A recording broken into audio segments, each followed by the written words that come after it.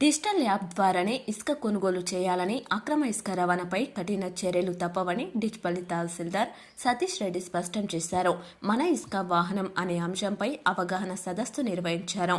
జిల్లా కలెక్టర్ ఆదేశాల మేరకు డిచ్పల్లి మండల ప్రజా పరిషత్ కార్యాలయంలో మన ఇసుక వాహనం అనే కార్యక్రమంపై పంచాయతీ కార్యదర్శులు మరియు జీపీఓలకు తహసీల్దార్ సతీష్ రెడ్డి అవగాహన సదస్సును నిర్వహించారు. ఈ కార్యక్రమంలో డిచ్పల్లి తహసీల్దార్ సతీష్ రెడ్డితో పాటు CI Vinod, SI Arif, MP Om Srinivas Goud, MEO Srinivas, వివిధ శాఖల అధికారులు, గ్రామ పంచాయతీ కార్యదర్శులు మరియు జీపీఓలు పాల్గొన్నారు. ఈ సందర్భంగా తహసీల్దార్ సతీష్ రెడ్డి మాట్లాడుతూ ఇసుకను తప్పనిసరిగా డిజిటల్ యాప్ లేదా అధికారిక వెబ్సైట్ ద్వారానే కొనుగోలు చేయాలని, ప్రభుత్వ ఆదేశాలను అతిక్రమించి ఇసుకను అక్రమంగా తరలిస్తే కఠిన చర్యలు తప్పవని హెచ్చరించారు. వీటీసీ సభ్యులు గాని, ఇసుక దందా చేసేవారు గాని అక్రమాలకు పాల్పడితే కఠిన చర్యలు తప్పవని హెచ్చరించారు. యాప్ ద్వారానే ఇసుక రవాణా చేయాలని, ఇందిరమ్మ ఇళ్ల నిర్మాణానికి ప్రతి లబ్ధిదారుడికి 10 ట్రాక్టర్ల ఇసుకను యాప్ ద్వారానే ఆన్లైన్ బుకింగ్ ద్వారా అందజేస్తామని తెలిపారు. ఇసుక బుకింగ్ పూర్తిగా మొబైల్ యాప్ లేదా వెబ్సైట్ ద్వారానే చేయాలని, మధ్యవర్తులకు ఎలాంటి అవకాశం లేదన్నారు.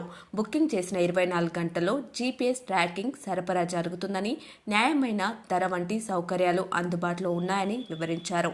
స్మార్ట్ ఫోన్ లేని వారు గ్రామ పంచాయతీ సెక్రటరీ ద్వారా బుకింగ్ చేసుకోవచ్చని తెలిపారు. అక్రమ ఇసుక రవాణాను అడ్డుకునేందుకు రెవెన్యూ, పోలీస్, మైనింగ్ శాఖల సమన్వయం తప్పనిసరి అని చెప్పారు. ప్రభుత్వ ఉద్యోగులందరూ కలిసికట్టుగా ప్రభుత్వానికి సహకరించాలని కోరారు.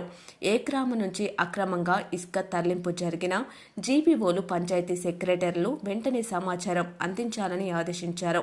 ఈ సందర్భంగా ఎస్ఐ ఆరిఫ్ మాట్లాడుతూ అక్రమంగా ఇసుక తరలించేవారు చాలాసార్లు రాత్రి వేళల్లో మద్యం సేవించి వాహనాలు నడుపుతారని, అలాంటి వాహనాలను ఎవరైనా గమనిస్తే వెంటనే పోలీసులకు సమాచారం ఇవ్వాలని, కానీ వాహనాల ముందు వెళ్లి ఆపేందుకు ప్రయత్నించవద్దని సూచించారు.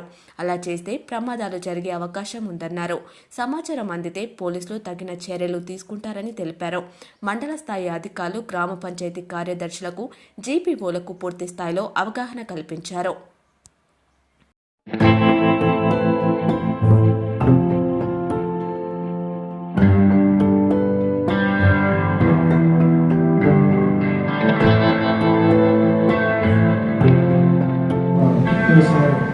ఎంతో కూలంకషంగా, ఎంతో చక్కగా మనకు అర్థమయ్యే విధంగా వివరించడం జరిగింది. ఇప్పుడు ఈ కాన్సెప్ట్ గురించి సార్ చెప్పిన తర్వాత నాకు అర్థమైన 2 విషయాలు ఏంటి అంటే, అసలైన లబ్ధిదారులకు, ఒరిజినల్ బెనిఫిషియరీస్కి అతి తక్కువ ధరలో శాండ్ను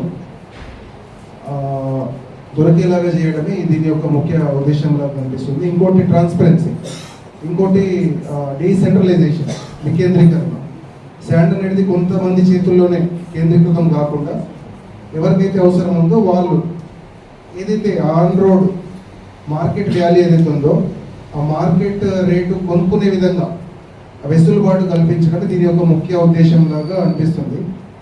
సో నల్గొండలో ఇంతకుముందు నేను చేసినాను. సో దీంట్లో చిన్న చిన్న డౌట్స్ ఏంటి అని అంటే, అక్కడ ఎస్ఆర్ఓ దగ్గర శాండ్ రీచ్ ఏదైతే ఉంటుందో ఆ శాండ్ రీచ్ ఎస్ఆర్ఓ దగ్గర శాండ్ ట్యాక్సీ, అక్కడ నల్గొండలో శాండ్ ట్యాక్సీ అమల్లో ఉంది. ఇక్కడ మన ఇసుక వాహనం అక్కడ ఏంటిదంటే ఎస్ఆర్ఓ దగ్గర వీళ్ళు ఈ ట్రాక్టర్ వాళ్ళు ఎన్రోల్ చేసుకుంటారు. ఎవరైతే బెనిఫిషియరీస్ ఉన్నారో ఆన్లైన్లో వీళ్ళు బుక్ చేసుకుంటారు. ఆ ట్రాక్టర్లలో దానికి ఒక డిఫరెంట్ కలర్ ఉంటుంది. ఆ ట్రాక్టర్స్లో వాళ్ళు కిలోమీటర్ వారీగా వాళ్ళకి ఎంతనైతే ఛార్జ్ చేయాలో ఆల్రెడీ ఆన్లైన్లో చూపిస్తూ ఉంటుంది. దాని ప్రకారంగా వాళ్ళు పే చేస్తారు. ఇమీడియట్గా ఆ ట్రాక్టర్ ఓనర్కి ఒక ఓటీపీ పోతుంది. దాని తర్వాత కస్టమర్కి ఒక ఓటీపీ పోతుంది. ఆ ట్రాక్టర్ అతను కస్టమర్ దగ్గరికి వెళ్ళిన తర్వాత ఓటీపీ తీసుకొని దాంట్లో అప్లోడ్ చేస్తే అప్పుడు అది క్లోజ్ అవుతుంది. సో ఇదంతా కూడా ఒక ప్రొసీజర్ ఉంది, కొత్తదేం కాదు.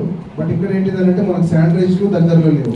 ఇప్పుడు మన దగ్గర మన పక్క మండలం ఇసుక బుకింగ్ మరియు రవాణా 2, కేవలం ఇసుక బుకింగే కాదు, రవాణా సంబంధించింది కూడా. అంటే ఇసుక ఎలా బుక్ చేసుకోవాలి, తర్వాత అది ఎవరికి తెలుస్తుంది, ఎక్కడికి తీయబడుతుంది, ఎక్కడికి పోతుంది, ఎవరికి చివరికి చేస్తుంది.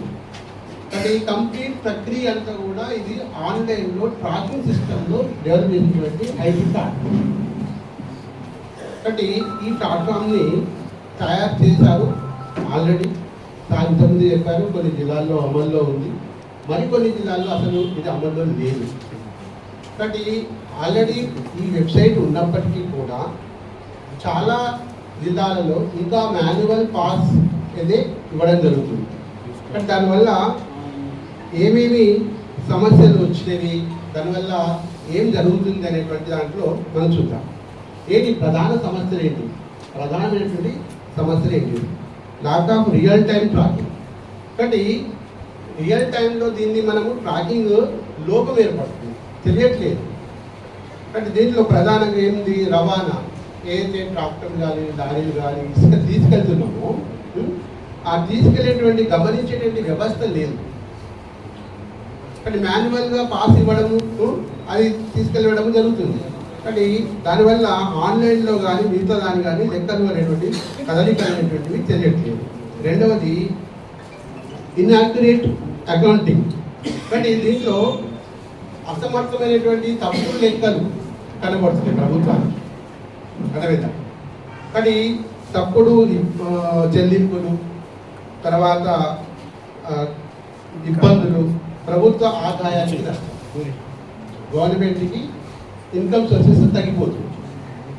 కానీ దీన్ని దృష్టిలో పెట్టుకొని ఈ యాప్ని చేయడం జరిగింది. దాంతోపాటు మూడవది పారదర్శకత. కాబట్టి ట్రాన్స్పరెన్సీ, పారదర్శకత అనేటువంటిది కూడా ప్రధానమైనటువంటిది. కాబట్టి ఈ ప్రక్రియ అంతా కూడా స్పష్టంగా ఎవరికైతే కావాలో వారికి చేరుతుంది. నాకు ఇసుక కావాలి, నాకు ప్రాపర్గా కావాలి, ఇన్ టైంలో కావాలి, కాబట్టి అది నాకు చేరే విధంగా, ప్రతి పౌరుడికి చేరే విధంగా ట్రాన్స్పరెన్సీ అనేటువంటిది దీనివల్ల ఈ యాప్లో డెవలప్ చేయడం వల్ల జరుగుతుంది. కాబట్టి నాలుగవది పనుల యొక్క పునరావృతం. అంటే బుకింగ్ చేసుకోవడము, మళ్ళీ బుకింగ్ చేసుకోవడం, ఇలా ఏదుందో పునరావృతం ప్రతిదీ కూడా రిపీటెడ్ ఏదుందో ఆ రిపీటెడ్ కాదు. కానీ దీనివల్ల ఇంతకుముందు మాన్యువల్ ఇస్తే అదే పాస్ తీసుకొని మళ్ళీ వచ్చేవాళ్ళు, నేను తీసుకోపోలేదు అనడం, మళ్ళీ రేపు వచ్చి మళ్ళీ తీసుకెళ్ళడం, ఈ రకంగా రకరకాలైనటువంటి ప్రక్రియ అనేటువంటివి ఉండే. వాస్తవానికి నేను కొత్త సబ్జెక్ట్, నాకు సారు చెప్పేసరికి నేను దాన్ని దృష్టి పెట్టుకొని మాట్లాడుతున్నాను సార్. ఏదైనా మీరు మళ్ళీ క్లారిటీ ఇవ్వండి దానికి, ఈ విషయంలో మాకు కొద్దిగా ఓకే. కానీ నాలుగో విషయం ఏంటంటే పునరావృతం కాకపోవడం. అంటే వీటన్నిటి కారణంగా ఈ యాప్ని డెవలప్ చేయడం జరిగింది. కానీ దీని యొక్క లక్ష్యం ఏంటంటే మాన్యువల్ కూపన్లని కంప్లీట్గా రద్దు చేయడం. కానీ మాన్యువల్ కూపన్లో తీసుకోకుండా పూర్తిగా నివారించడం. ఆన్లైన్ బుకింగే ఇక ముందు జరగాలి. కానీ కూపన్ల వ్యవస్థను పూర్తిగా తొలగించడం జరిగింది. రాష్ట్ర వ్యాప్తంగా ఇది జరగాలి. కానీ రాష్ట్ర వ్యాప్తంగా పారదర్శకత, అకౌంటబిలిటీ, బాధ్యత మరియు సమర్థవంతమైన పర్యవేక్షణ. కానీ ఇవన్నిటిలో దృష్టి పెట్టుకొని దీన్ని మనము చేయడం జరుగుతుంది. నెక్స్ట్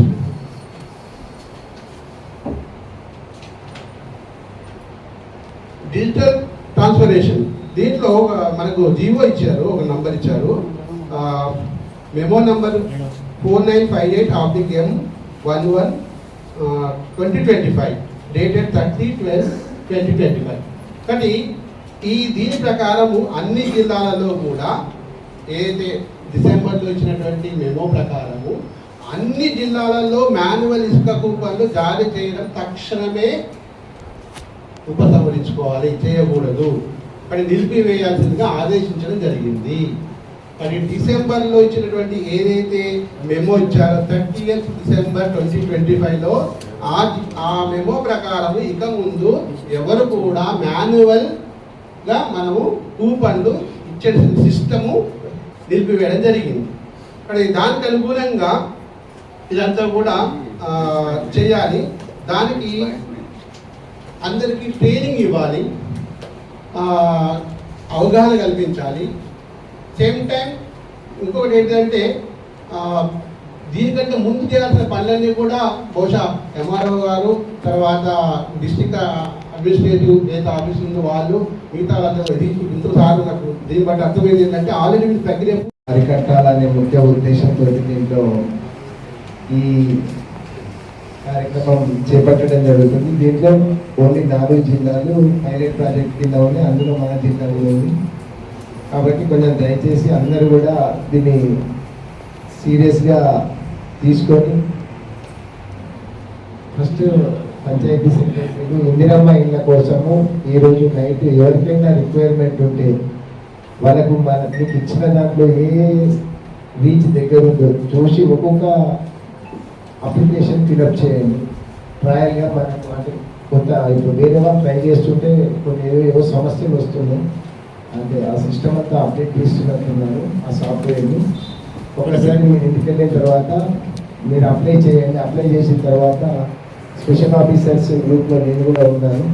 దాంట్లో ఎవరైనా అప్లై చేస్తే అయింది అని చెప్పి పెట్టండి. లేదు అని అంటే ఏదైనా ప్రాబ్లం వస్తే కూడా ఎర్రర్ వస్తే కూడా ఆ గ్రూప్లో పెట్టాలని కోరుకుంటున్నాను. నేను ఇప్పటివరకు సార్ డీటెయిల్గా మీకు డిస్కషన్ చేసిందంతా కూడా నేను మీకు గ్రూప్లో పెట్టడం జరిగింది, స్పెషల్ ఆఫీసర్స్ గ్రూప్లో.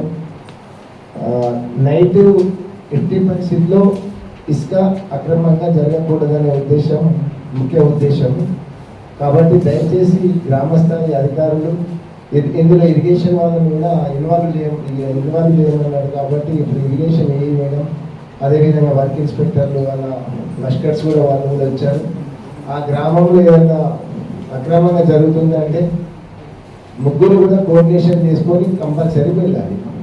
జీపీఓ, పంచాయత్ సెక్రటరీ, ఆ గ్రామానికి సంబంధించిన ఇరిగేషన్ ఆఫీసర్ ఎవరున్నారో వాళ్ళని కూడా కోఆర్డినేషన్ చేసుకొని ముగ్గురు కలిసి ఏదైనా అక్రమంగా జరుగుతుందంటే ఆపే ప్రయత్నం అయితే చేయాలి. దాంట్లో ఏదైనా ఇబ్బంది ఉంటే ఖచ్చితంగా నేను ఇంతకుముందు చెప్పినట్టుగా నాకు కానీ ఎస్ఐ గారికి కానీ సిఐ గారికి కానీ ఎవరు అందుబాటులో ఉంటే వాళ్ళకు మీరు ఖచ్చితంగా తెలియాలి.